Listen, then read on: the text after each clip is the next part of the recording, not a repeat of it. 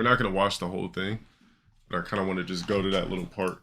No doubt, you've heard some of the completely unexplainable stories about the moon. They're the strange structures that made front-page news of major news publications, which seem to show fairly credible videos of strange lights, flurries of the moon. Almost 50 answered? Why are all these credible testimonies ignored? Surprise, metrical point to only one logical conclusion: that our moon is most likely a hollowed-out structure and an artificial satellite that was intentionally placed into Earth's orbit. I think this whole shit is facts. Of course, I think this is real. It only makes sense. It only makes sense the more you watch this video. A few 100,000 that was intentionally hollowed-out conclusion: that our moon is most likely Yeah, a just like hollowed-out Moonfall. structure and an artificial satellite that was intentionally placed into Earth's orbit only a few 100,000 years ago. And that the advanced engineers accomplished this intending not only to influence the Earth's biology, but to oversee and control her inhabitants.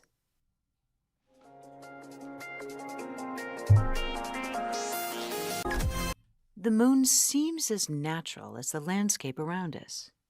But when you look at all the freakish facts, you'd see what one NASA researcher, Robin Brett, saw.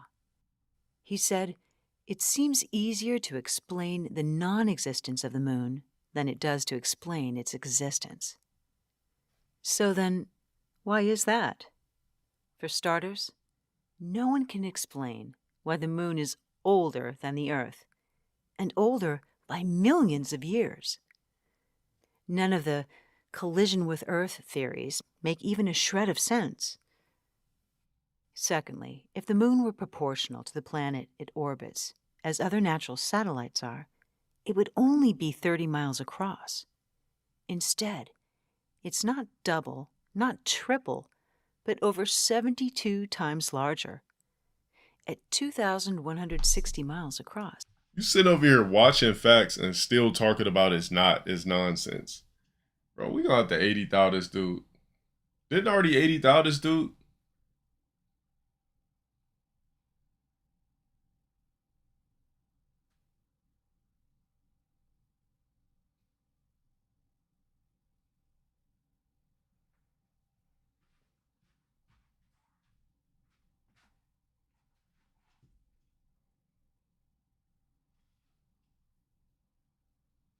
Like, bro, if you don't believe it, go to bed.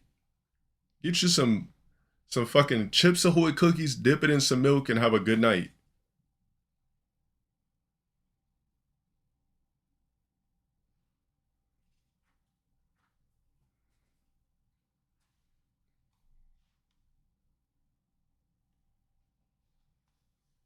Nah, I'm not talking to you. I'm talking about this fucking milk and cookies dude. Bro, like go get you a couple of Oreos or some shit. Like fuck. That's what I'm saying. We just simply watching a video. Hold on real quick.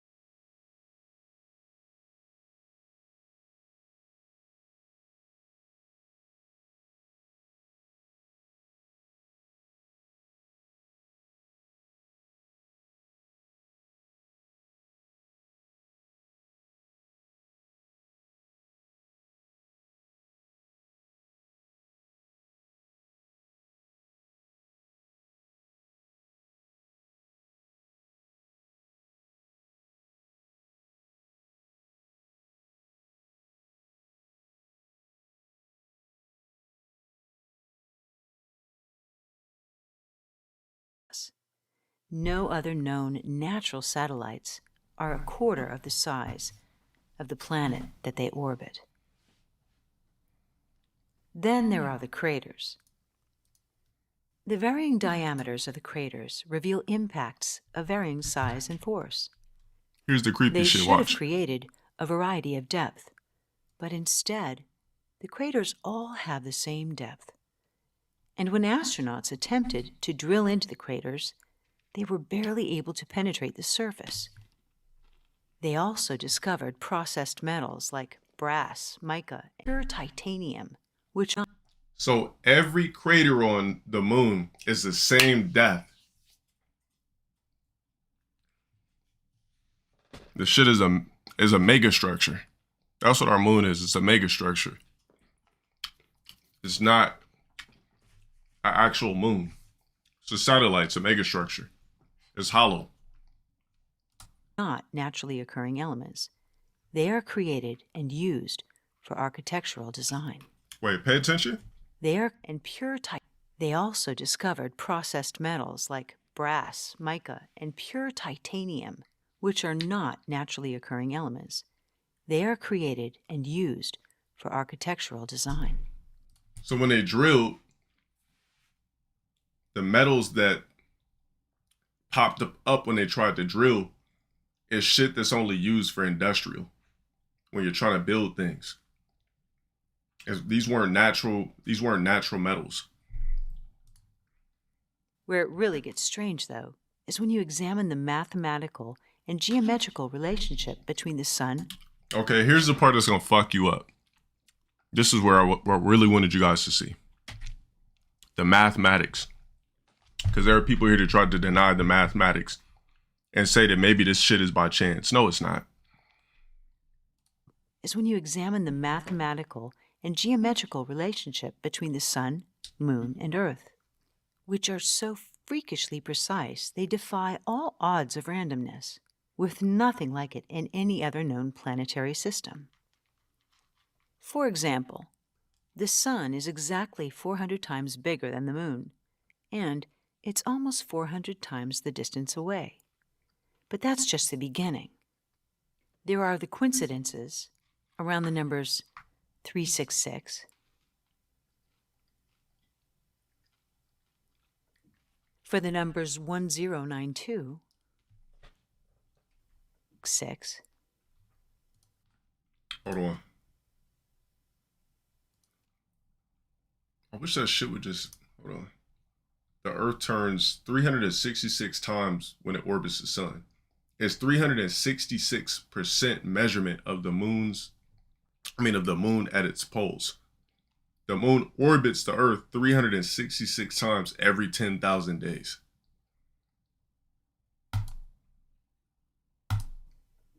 For the numbers 1092, There's a 1092. There's 109.2 Earth diameters across from the sun's diameter.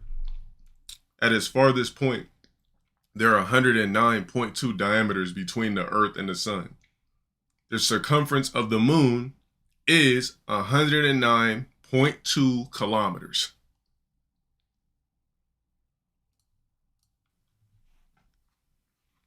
Of course we're in simulation. Come on, bro. This is proof. Then the numbers 273.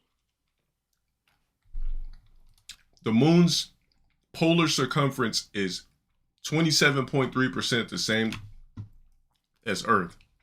The moon orbits the Earth every 27.3 Earth days. We're not being studied, we're being watched. We're being watched, we're not being studied.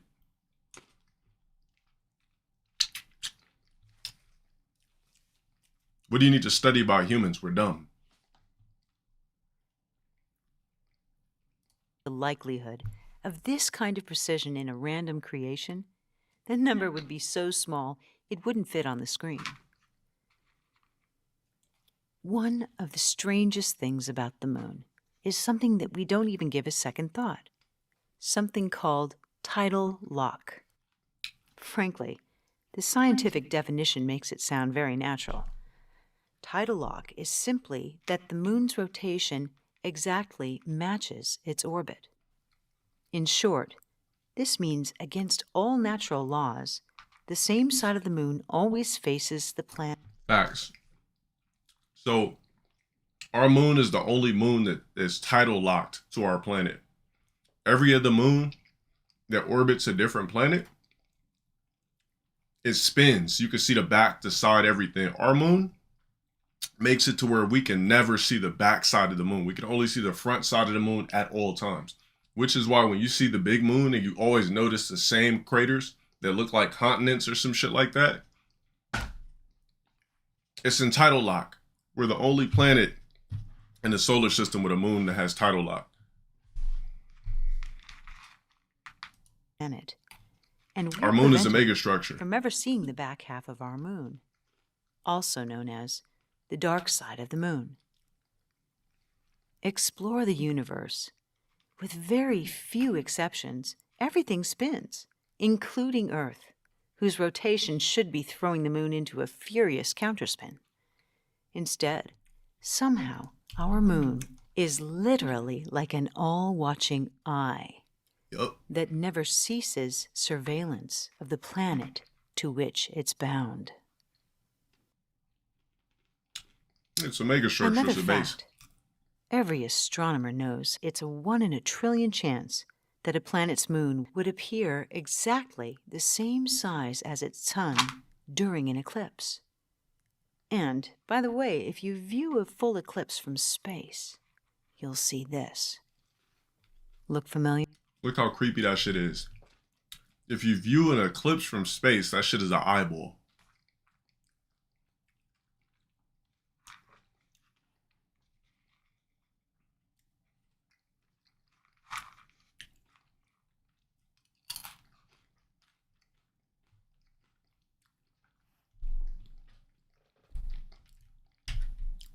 Yeah, our moon is a megastructure. It's a satellite. It's tidal locked. It controls the tidal. It controls the weather. If our moon blew up, all the oceans on Earth would go haywire and fuck up the entire planet and drown everything.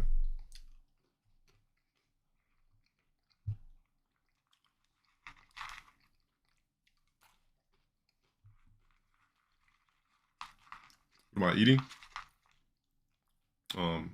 Trail mix. Full eclipse from space, you'll see this. Look familiar? Then, there's the fact that natural satellites circle their planets around the equator. So why does our moon circle Earth at a tendency of 5 degrees? The exact distance, elevation, elliptical course, and speed that enable it to transform life on Earth by creating tidal flow and seasons. All a benefit to life here for sure. So, older, bigger, and lighter in mass than it should be, according to the laws of physics, our moon shouldn't even be here. We know that without the moon, the Earth's orbital revolution would change. It's said that we'd have an unsteady gravitational pull, which would make the planet wobble. So if it's not a complete anomaly of random luck, how did the moon get here? Could it have been put there? To find out, we need to know the truth about our history. And not surprisingly, the ancients may have given us the answer. You got almonds, peanuts. While you probably shit. didn't get much education about this, a Little multitude of drops and shit in cultures it. the world over refer to what is called the time before the moon. The list of those who have written about this begins with many well-known ancient Greek writers and philosophers, including Aristotle and Plutarch. There's even reference to the time when there was no moon before the cataclysm, and certain inhabitants were known as Proselines, which means those that were before the moon. But this expression was used elsewhere. The Columbian legends say, in the earliest time... They claim that there's pyramids in Antarctica too. I'm not too sure about that, but according to what they found on the maps, there's secret pyramids in Antarctica.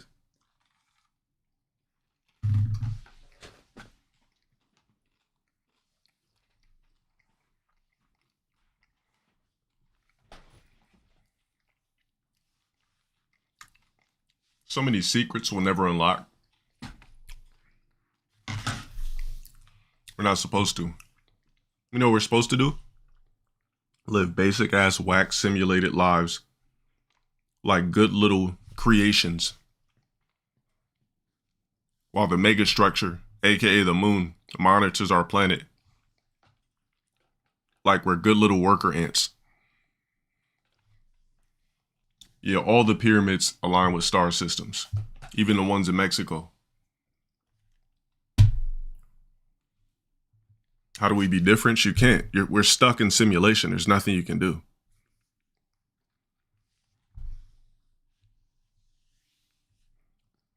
You said this nigga eating trail mix? What am I supposed to be eating? Hot Cheetos or something because I'm black?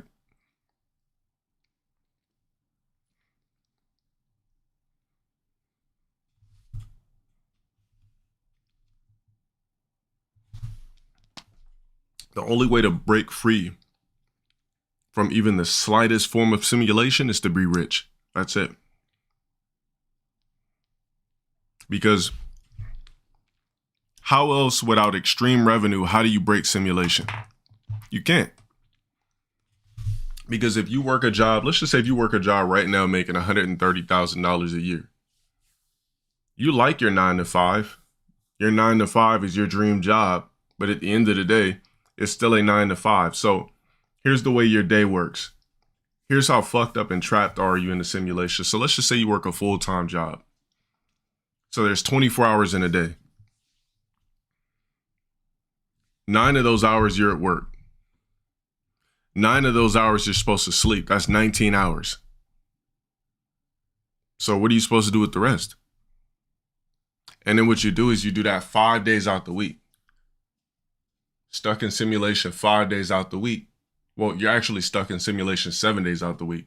But 5 days out the week, 20 of your hours is dedicated to sleep and or work. Those 2 days you get off, you're still stuck in simulation. It's just less of a simulation. It's a vacated simulation. After that, you're right back and your life is just doing this.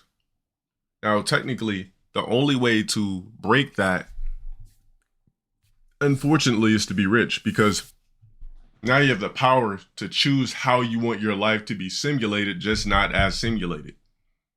So somebody that's rich, they could choose to do the same shit every day, or they technically don't have to because they have more flexibility with revenue, which is why everything about this realm that human beings live in is based off of time and revenue.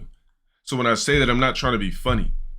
That's what being in this realm as a human being is based off of time and revenue. Everything you do is based off of currency and time. To capitalize and make the best of your time, you must try to achieve the maximum amount of currency that you can in this timeline. Without it, you're just trapped in simulation. You know, like people in poverty, right?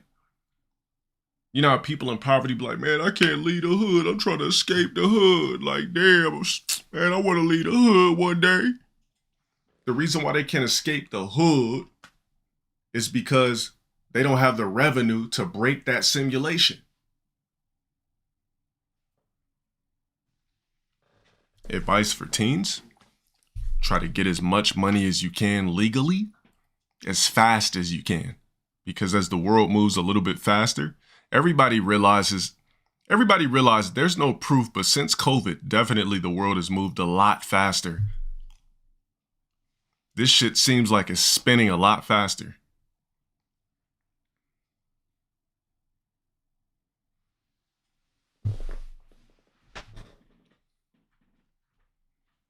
Streaming is a simulated thing. It can be. But I have more freedom in my life because I'm not locked into a 9 to 5 24/7. My advice for a 20-year-old is the same thing I just told the dude who said he was a teenager. And especially as a man, you don't have as many options in this realm as a man as the opposite sex. Because for one, you're not most guys, you're not good looking enough to attract anything in the first fucking place. So you have to work for your shit. You have to work to appear attractive. We're not born to the point where we just grow up one day with a nice gluteus maximus and a nice pair of breasts and a sexy face, and then some millionaire can just scoop us and change our lives. We don't have that luxury. As men, you don't have that luxury.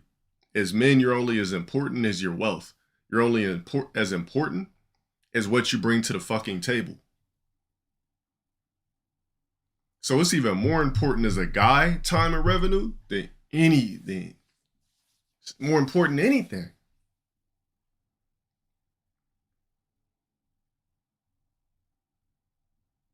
Bro, the world has been based off currency since BC. That's just the way this shit is written. Only the kings had the best gold palaces and all the women. Ate the best grapes. Drink the best wines. I don't even need to say what else they had access to. All the peasants, all they got was just those hard-ass rocks of Jesus bread, cheap-ass wine, used drumsticks,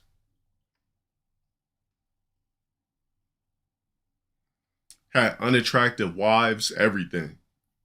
And if they did have an attractive wife, the king would just come scoop her.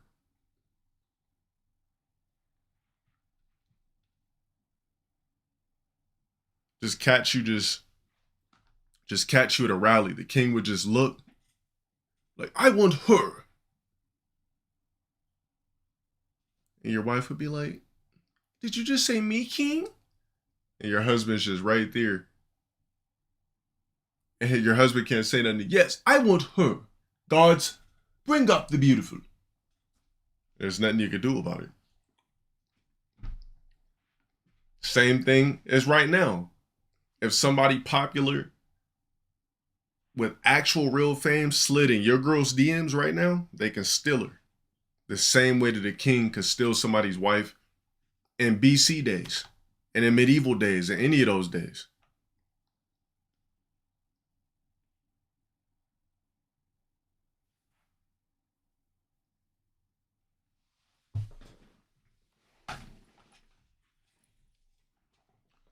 Life is based off two things in this realm that we live in: time and revenue. I'm pretty sure there's a dimension, a realm that exists where currency is not that big of a deal, or currency doesn't exist. But this realm and timeline right now that we live in as human beings, this dimension that we're trapped in, is based off time and revenue. You said life is way more than money. I'm sorry to break it to you, it is not. Sorry to break it to you, but it is not. It's not about green paper with monies. We're talking about BC. We're talking about Egyptian times before Jesus even walked the earth. It was about time and revenue. It was about gold, silver, riches, resources.